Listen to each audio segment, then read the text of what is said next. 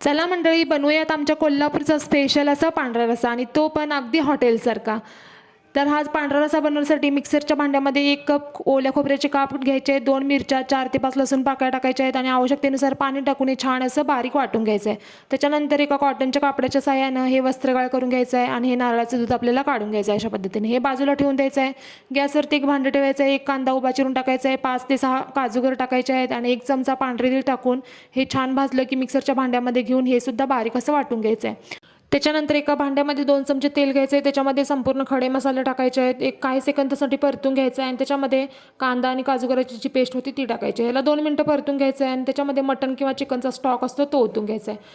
हे ओतून याला 2 ते 4 मिनटं छान उकळी येऊ द्यायचे. हे व्यवस्थित उकळले की त्याच्यामध्ये नारळाचं दूध टाकायचं आहे. नारळाचं दूध टाकून हे उकळून घेऊ नका, नाही तर कधी कधी फाटण्याची शक्यता असते. चवीनुसार मीठ टाकायचं आणि आपला असा पांढरा रस्सा तयार आहे. नक्की ट्राय करा, तुम्हाला नक्की आवडेल.